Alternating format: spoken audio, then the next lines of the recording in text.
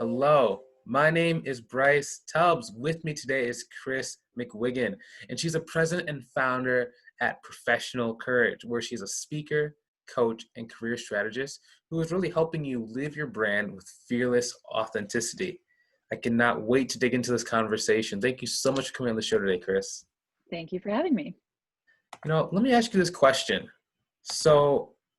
Actually, before we go any further, for those watching, if you're watching this from any location that is outside of our free community, please just come and join us inside. It's taken a very long time to foster such a positive group of people that really want what's best for you. So if that's you, go on ahead and click on the link either above or below. We'd love to have you in there.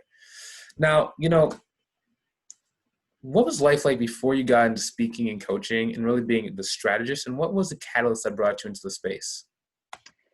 So I used to actually work in healthcare administration. So life was pretty typical corporate world. Would get up Monday through Friday, head to work.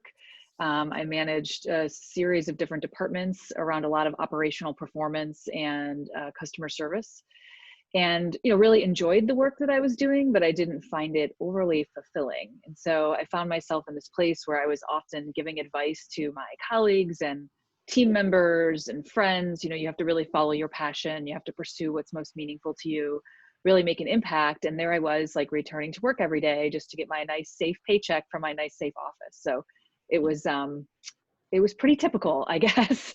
And then the impetus, really, I had reached a point in my life where I had achieved a lot of the professional goals that I had set for myself in terms of income and position and things of that sort.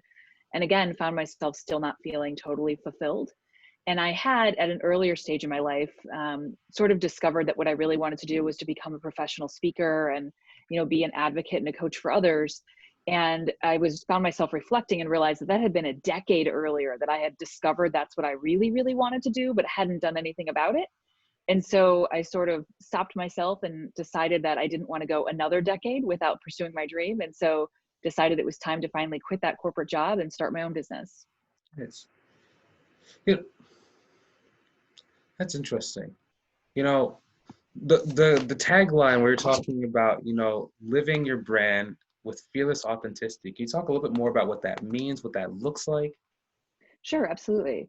So I'm a big proponent that individuals who make values-based decisions are going to find the most fulfillment in both their life and work. And so we build our brand, we build our verbal and written tools that promote us in the career space based off of our values, based on the unique perspective that we bring to the world and what kind of value and return on investment we can bring to employers.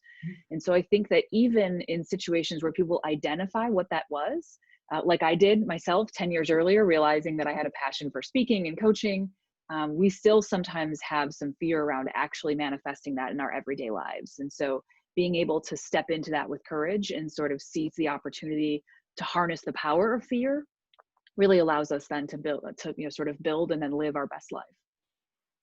Oh my goodness, that's crazy. Like when you said harness fear, what is that? So a lot of people think of it as negative. What does that mean? Like, or can you talk about first how to, like, when you feel fear, to not be illogical and to kind of calm yourself down so you can focus on using it? Yes, I think that's a good strategy for some people, but in other cases, like myself, I respond to fear differently, right? So for me, feeling that nervous anxiety actually gets me excited because I feel like it means that I'm about to make some kind of progress. So for individuals that find it exciting and sort of motivating, you wouldn't want to necessarily calm down when you sense that, but you do want to be aware that you're feeling fear that can results in something healthy and productive as opposed to exhaustion, which for me is sometimes sort of a very fine line between those two things. Wanting to give up because I'm afraid versus wanting to give up because I'm just tired and I need to take some rest and realign. If you are an individual, which I think the majority of the population is, where fear is something that really starts to get you in more of an anxious place and concerned and makes you want to kind of turn around and run, I think there's something to be said for sort of standing in that moment and deciding that the outcome on the other side is going to bring you more than continuing to stand or walk away, and recognizing that there's no way to overpower the fear. It's not going to go away until you go ahead and do the thing that you are afraid of. So I think people want to wait to make big decisions or even small decisions in their lives until the fear is gone. And that will never happen. You have to make the decision in order to really conquer that fear, sort of step through it instead of waiting until you can step around. Hmm. That's an interesting thing, right? When we're talking about the dichotomy, was it, so you said it energizes you. Was it always that way, or did you have to train yourself to be kind of like, see it as excitement? I have always been an individual who found a lot of value in telling stories, right? So I'm a big proponent that like you should go out there and do things, and the stories and experiences you have Uh, really expand your life, right? So I've jumped out of a plane and scuba dive, all those different bucket list type things, because to me, no matter how terrified I am, having conquered that is going to give me, sort of expand that courage muscle, and is going to give me more stories that I can bring forward in my life. And so I would say I probably always had a little bit more of an edge or a desire to go into the fear, because usually on the other side of that fear was a great story. hmm, okay, that's interesting. Yeah, you said I was been a story person. Like, what? That's interesting. Wow, that's cool. You know,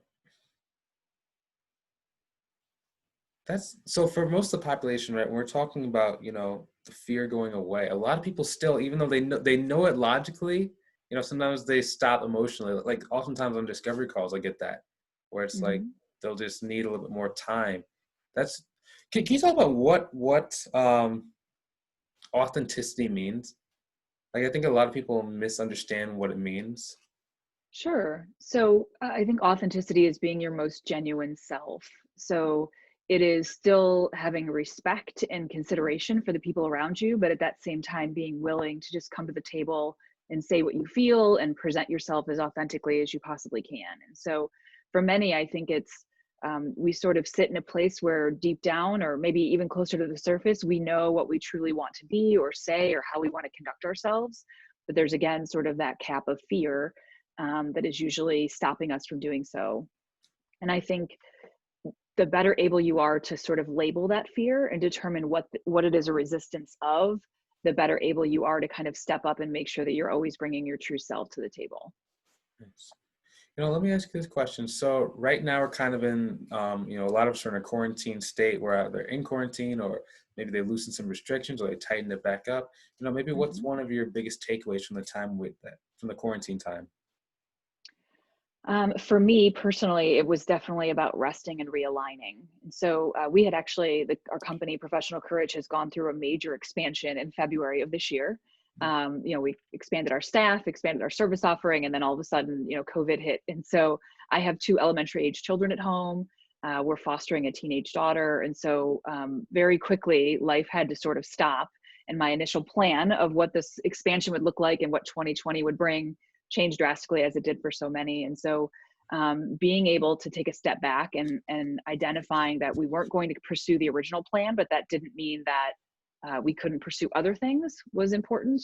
And then just deciding that rest and taking a step back. I think there's a quote that they say that patience is a form of action, right? So being willing to just sort of pull back and say, okay, I need to address these priorities in my family right now, and I'm not giving up on the business. We're just going to realign with some other things that are going on right now. So for example, obviously changing all of our in-person events to being virtual events, and being able to conduct webinars and serve other people as sort of a virtual producer and things like that, to play on some of our other skill sets that we hadn't previously been marketing, in order to make sure that we were staying relevant and staying alive during the difficult situation. But again, giving myself permission to say, there's other things in my life right now that need my attention, and I have to be willing to step away from work to pay attention to that. Nice. That's really cool that you can do that and really listen to that. Mhm. That seems like a big like commonality in your story is always being able to listen to yourself and kind of your intuition. Maybe can you have some tips for like, for example, sometimes even for me, right? You'll hear stuff, but you don't really know if it's the right thing to do, or if it's whether it's you and your actual calling talking, or whether it's just. Mhm. Can you maybe speak on how to do that or what that looks like? Sure. So I'm a big proponent that the universe is speaking, and you just have to kind of be quiet enough to listen.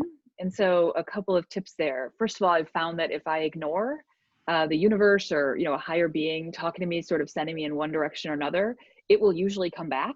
And so at some point you start to notice a trend in the different inclinations or feelings that you're having about something. I think being willing to listen to it is, again, sort of saying, is making this decision in alignment with my values? And so even though it's scary, does it really represent what I truly feel is right and appropriate? In which case, maybe it's worth stepping into that fear. And then I think, reminding yourself of the benefits that come out of making those type of decisions. So I've never made a values-based decision that I regretted. If I was living what I felt was real and true in that time, like I can't, there wasn't another option that I think would have been better. And so focusing on times that you've done that successfully in the past, I think helps us have that confidence and courage to continue to do it in the future. Nice. So you kind of touched on some of the webinars and different cool things you have going on. Maybe do you have anything new coming out that you'd like to tell us about or share with us? Sure. So our Professional Courage site, which is professionalcourage.com, we are getting ready to, with a new web relaunch, actually, hopefully by the end of this month, we are getting ready to release a lot of micro-learning courses. And so we found that, particularly given all of the Zoom fatigue that each of us are facing on a daily basis and seeing, connecting with others, but not quite in the way that we would hope, that very quickly we're seeing, the webinars or seminars that take 45 minutes, 60 minutes, 90 minutes is just more than people can stand. And so we're really doing our best to come to the table with a lot of career advancement training that's maybe in a 15-second or 30, 90-second maximum sort of clip of information for people to really be able to get that bite-sized detail as to how they can continue to advance in their careers, while not spending, too long or having to take an entire lunch break to be able to respond to or listen to that entire piece. So micro learnings are coming out on our professionalcourage.com site. And then, we're doing some things in the background that'll probably not be ready until 2021, but excited to continue to bring value to the marketplace. And again, in the way that people need it right now, which is a much more remote fashion. Yeah. Where can people go to learn more about you? Where can you go to connect with you further? I think you touched on your website already. Sure. The website is a great place to go to for resources. I am a big player on LinkedIn. So I spend a good portion of my day on LinkedIn, feeding great, excellent resources out to people free of charge. And that's also where I generally tend to connect with people and, either respond to inquiries they might have, questions here and there, and that we get a lot of our ideas in terms of what people are really looking for. So connecting with me on LinkedIn, I'm at Kris, Kris, McGuigan, McGuigan on LinkedIn. You just have to go ahead and send me a note to let me know that this is where you heard about me. And I would be happy to connect and then continue to share those resources and articles into the future. Nice. Thanks so much for your time. I really appreciate just learning more about you. And really just thank you for coming on. Absolutely. Thank you for having me. You're welcome. And, once again, for those watching, if you're feeling displaced in these kind of times that we're in, come and join us inside the community. It's a very, very welcoming space. And, all the people inside are improving themselves and helping others do the same. So if that's what you are all about, come and join us by clicking the link either above or below the video. Join us inside. Now, bonus question. What does the vision for you look like for as far down the lines you like to think or talk about? Sure. So my husband and I are both entrepreneurs. And so that creates a lot of space and adaptability in terms of where it is that we'd like to land. And so I'm actually in the middle of writing my first book. I would love to, 5-10 years out, be a best-selling author, have some consistent speaking gigs, preferably international. So it gives us an excuse to head over to Europe now and then. And I think, really hitting the $1 million mark for the Professional Courage business. I love the work that I do, so I don't think I'd ever want to let go of it. But moving more into that true visionary role and letting someone else be the integrator and make all the operations happen is definitely on the horizon, so that we have the flexibility to really be out there traveling as much as possible and not be, sort of based in the office once my kids are off and in college. Nice. Yeah, that's going to be really cool. Let me ask you this question. Mm-hmm. So this is even more of a bonus question, right? So the second bonus. Yeah, second bonus. Can you talk about how growing your coaching company to the level that you've gotten into? Because not a lot of coaches talk about $1 million level. Sure, absolutely. So I would say when I quit my corporate job, quite frankly, I spent the first month at home just sort of mourning my identity, thinking like, what did I just do to myself? And I was an expert in my job and in my career, and I was used to a lot of people treating me as such. And so to be sitting at home at my kitchen table and no one was coming to me for information and no one was knocking on my door looking to pay me to do things for them, and there was no more paycheck, that was very startling. And at some point kind of pulled myself together and said, look, I'm either going to do this or I'm not. And if I am, maybe it's time to start to take the same advice that I would give other people. And so I thought about the type of advice that I would have given any of my colleagues or team members around making sure, again, that you go through a clear assessment around what's important to you, what that unique value you can bring to the table is. Then think about how it is that you can brand yourself for that. So how I talk about it with other people, how I portray that online, LinkedIn, so on and so forth. And then really connecting to the right people and opportunities. So I was able to, after probably the first 6 to 9 months, create a lot of different strategic partnerships with other individuals, generally in the field and in HR. Since that wasn't the background I had, it took a while to build that network. And I'm a big fan of generosity marketing. So whenever possible, trying to give people the advice that they're looking for and the resources they need, knowing that sooner or later they will ultimately decide that it's more helpful to work with someone to be able to achieve that level of focus and accountability.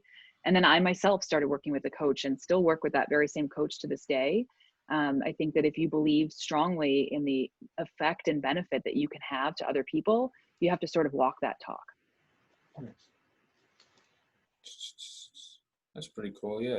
So let me ask you this question. So can you please spell out your name for the people who are watching this or listening to it auditory only? Sure, absolutely. It's Kris with a K, Kris. And the last name is McGuigan, McGuigan. Nice. And once again, hopefully you found this valuable and, you learned something today. Now, if you're watching and you are looking for a place to go and just connect with people who are just like you, come and join us inside the community. Click the link either below. Love to have you in the community. Now, hopefully you enjoyed watching this as much as we enjoyed creating it. Feel free to hit that share button so other people can get some great value as well. Have a great day. We'll talk to you soon, and we will see you in the next episode. We're done recording in 3 and 2 and 1.